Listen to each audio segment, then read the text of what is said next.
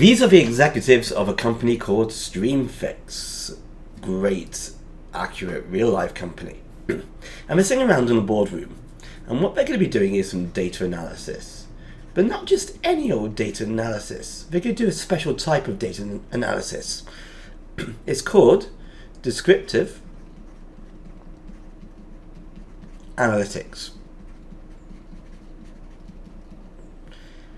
So how does it work? Well, they get a snapshot of historic data. So this is historic data. There's a snapshot, like a photo, you could almost argue. And the idea is that it's going to help these executives understand what's happened in a given time period. So you sit around the table, we look at this data, let's say from months September to January. What this will hopefully do is allow these executives to use past performances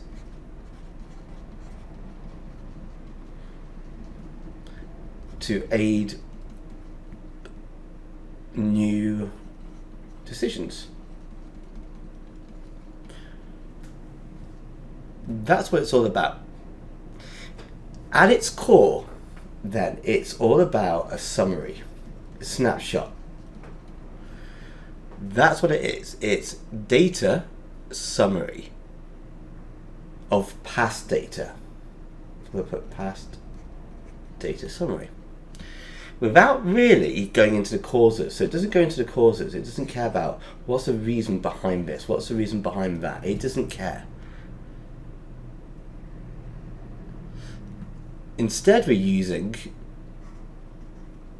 descriptive statistics, which we'll look at in a second.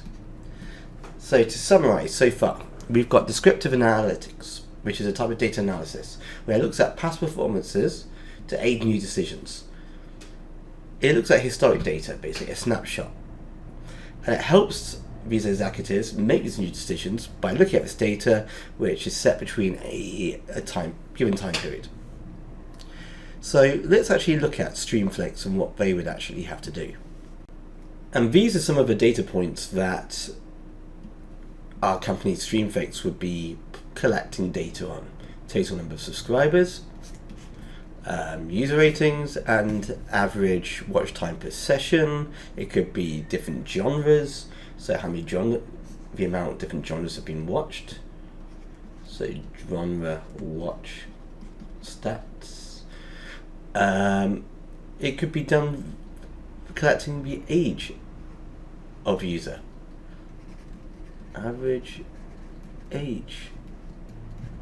So these would be different data points.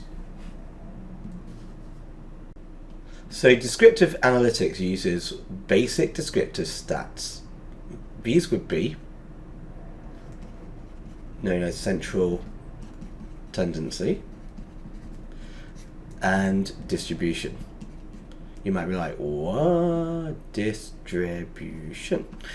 Okay, so central tendency is all about, let me just move this down slightly,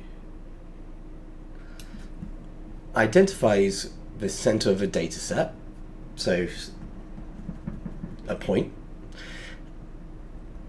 and then looks at all the different data points around it to see how it's distributed. What does that actually mean? Well, let's take the average watch time across all its content. So we've got data to show its average watch time. Let's say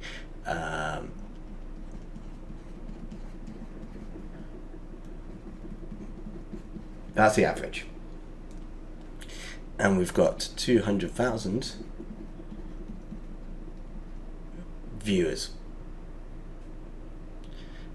What we would then do, well actually sorry, this isn't the average watch time, this is the total watch time. This will be the viewers. We'll then do a formula to calculate the average, And then we could actually use that as data to say our average watch time is X on our platform. We could do the same to find median of watch time. So this is average. We could do median watch time or median views of videos. So let's imagine that we've got 101 videos, all with different views. We can do the median to work out in total which videos have higher views than others.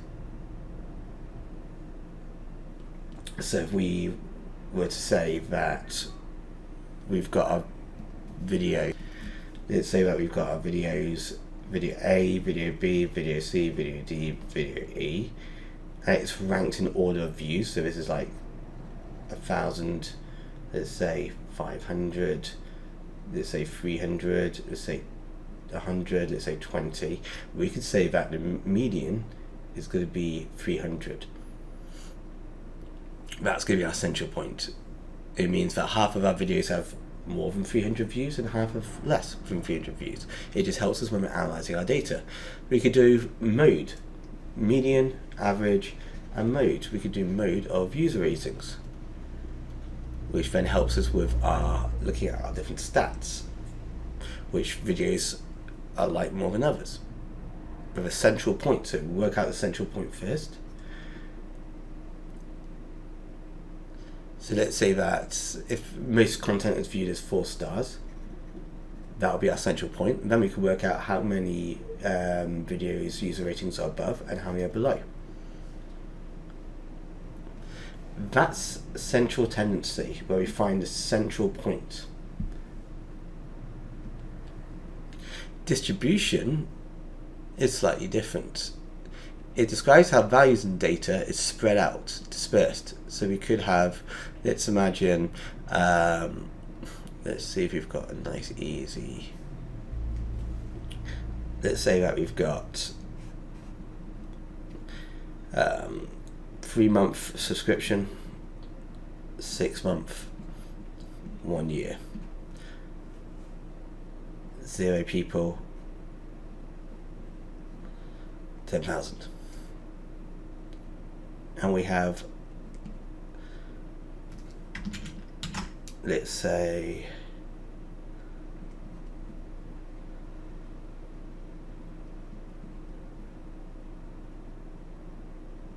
this is our results. We can see quite easily from all of this, we've got a distribution in terms of people and their subscription lengths. It indicates that we can see quite clearly that a lot of people sign up for 3 months and 1 year, and hardly anyone signs up for 6 months on our website.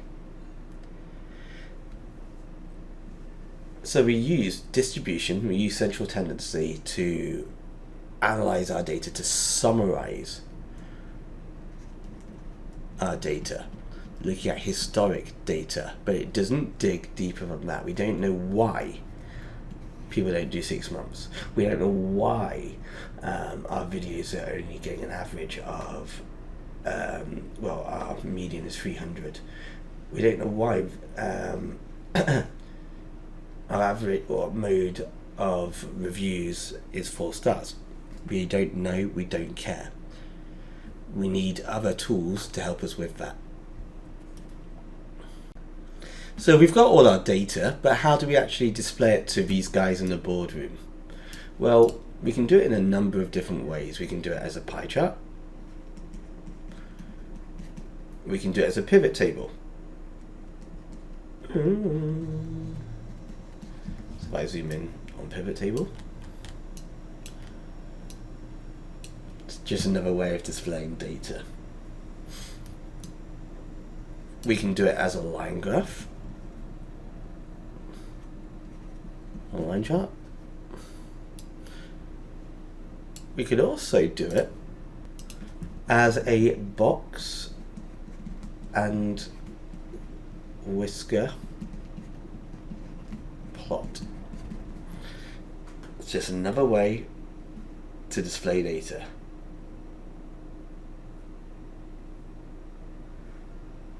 All of this, going back to it again, our tools to present our descriptive analytics.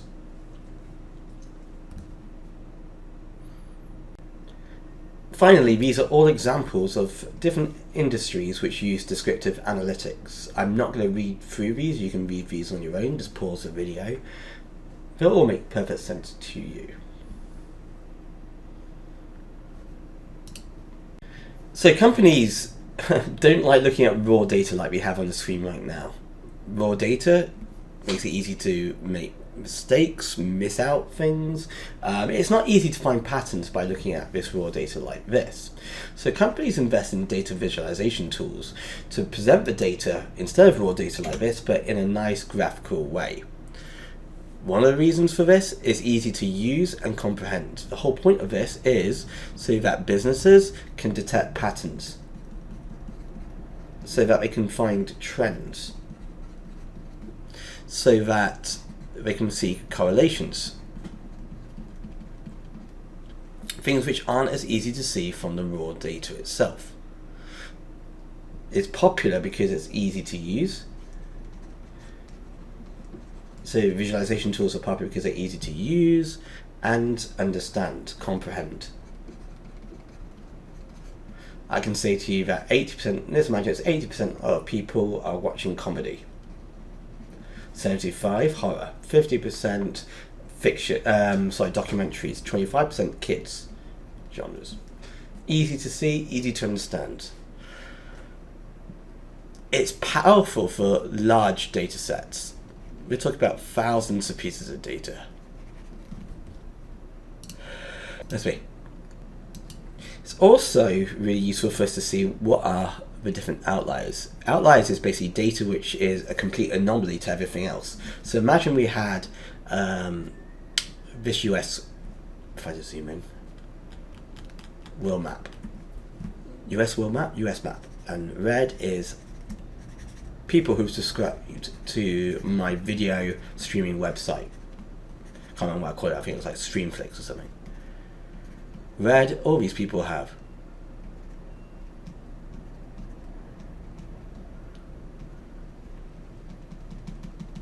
The outlier is this state here. No one's actually subscribed, so it's easy for me to identify and say, okay, what are we going to do about it? Let's target them better. It's much easier than looking at just a data table to find that. Data visualization gives us basically a clear idea of what information means. So clear what info means through visuals, such as graphs, maps. It's more natural for the human mind. And again, there are tools out there, data visualization tools, which turn the raw data into something which looks beautiful like that. So not only do we have our Streamflix service using like data visualizations, etc., but we're also going to be investing a lot in what's called a management information system. What is this? What can it do? Let's have a look. So we've got our data. Our data comes in many shapes and forms. We've got our raw data. This management information system allows us to structure our data. So from the data we've got available, it gives it structure. From giving it structure, it allows us to basically make decisions.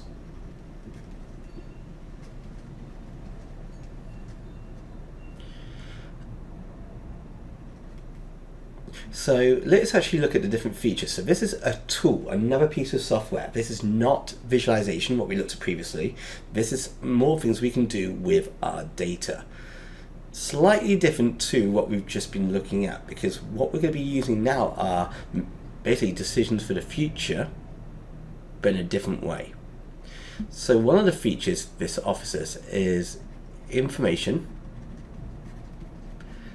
from company operations. So we feed in our raw data of all the sales we've made on our website, on our Streamflix, etc. And what it's able to do with this is it allows us to do some tracking. So it can track our different revenue streams. Let's just say our different revenue.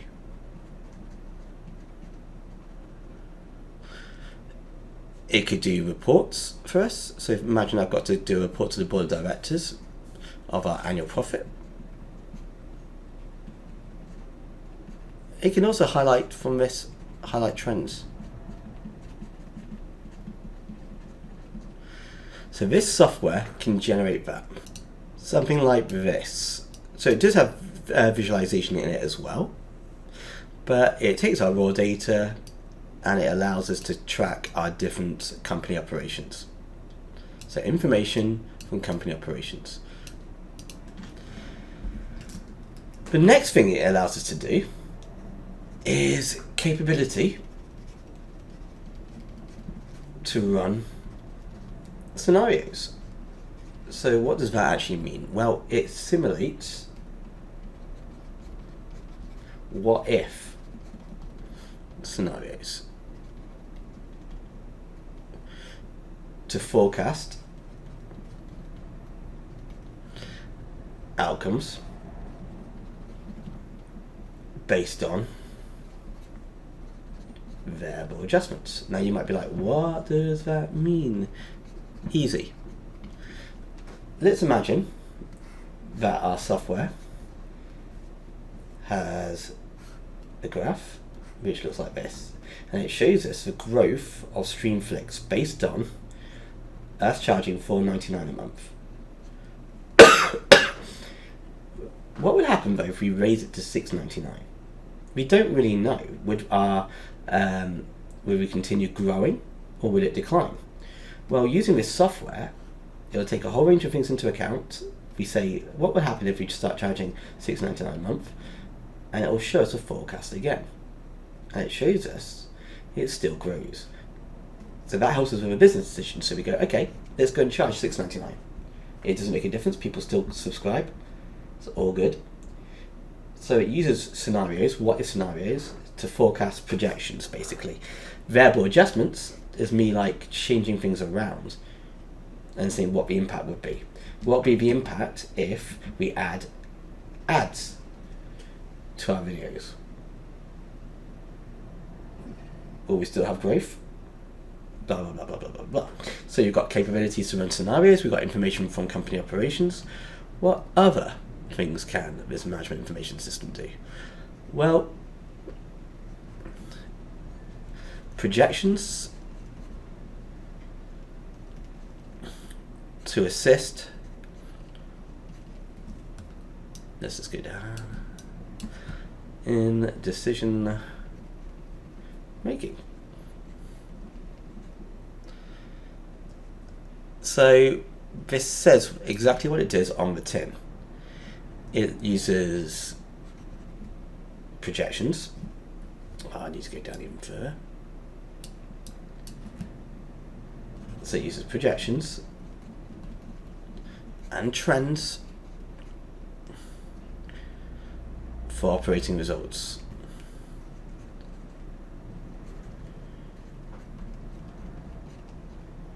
So it uses historic data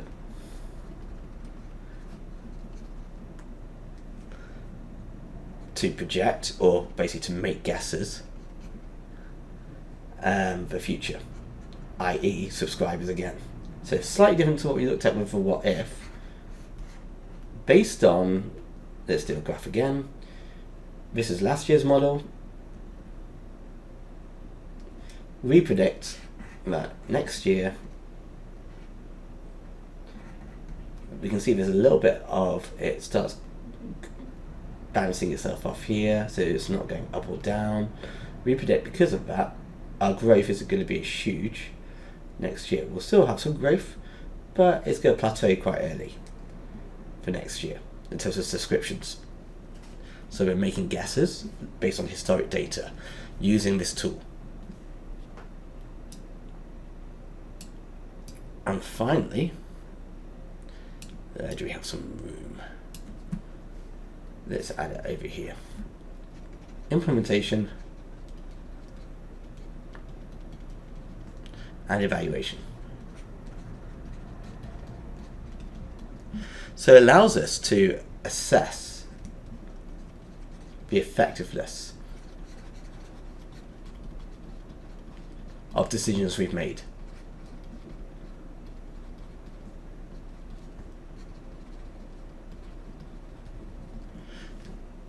Let's do an example. Let's imagine that we've just launched a brand new series called Squid Games. Copyright, whatever. Blah, blah, blah, blah. Our MIS can track our engagement, if you say viewers, if our subscriptions go up or down, our revenue. We can then, based on all of this, evaluate. That means like judge whether or not the series is a success or failure, whether it needs then more promoting, if it's a failure at the moment, or whether or not we renew the series. So it allows us to implement. We've made a decision to launch Squid Games. We would have used some other tools to help us make that decision. Now let's review it. From that, we can judge whether or not it's been successful or not successful. And here we are. This is just the exam board overview of what we just discussed. You can pause the video at any time, have a read of it. And finally in this, we've got project management software. So this allows companies to organize, manage and then track their projects. So organize, manage and track projects. So step one, this software, project management software, allows us to do planning. It allows us to plan for a life cycle. It allows us to add tasks to that life cycle. It allows us to have it visualized. So you look at the left, you can see it's all visual, this whole thing. The life cycle of like analysis, design, etc. It allows us to plan it that way. So it's visualized. And it also allows us to resource allocate.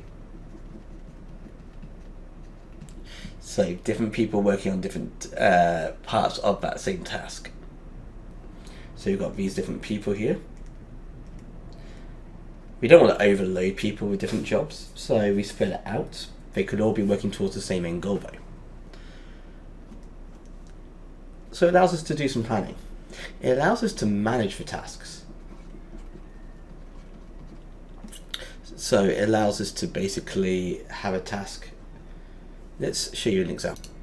We have a project here. This one project, it's split into different tasks like planning, execution, and these tasks are split down into micro tasks. So it allows us to manage these micro tasks as well. So we call these micro tasks, like tasks within tasks, and a macro tasks, which is like plan. What makes up planning? The micro task, activity 1, activity 2, such as writing a newsletter, making an offer, and we can actually see the status, we can give priority levels for it. So it allows us to do those aspects, to help with the tracking, the managing, the priorities. It also allows us to do collaboration easily. It allows us not just to put our team members in here, but we can also add our customers. So other stakeholders. Oops, didn't want to write that down there. Other stakeholders, customers, delivery people, they can also see this so that we're all working together. We could then do things like file sharing. If we collaborate, this software will allow file sharing. messaging.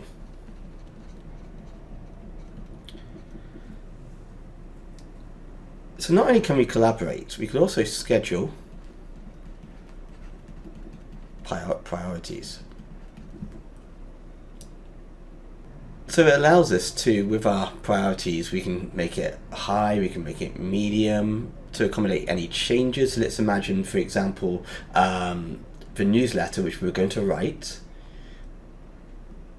Let's imagine that instead something else comes up which is going to be even more important, like a sponsor's pulled out, so we need to find a new sponsor. That becomes the priority. This newsletter becomes low. There's no point in having a newsletter. We've got no money coming in. So it allows us to schedule priorities, but also change priorities based on events. And that will then update this of what needs to be done and when. The timeline. And finally, let me just tidy this up slightly. We've got number 5, managing issues. So if we're making software, for example, it allows us to manage our bugs, glitches, kind of like a development log. Any documentation for future.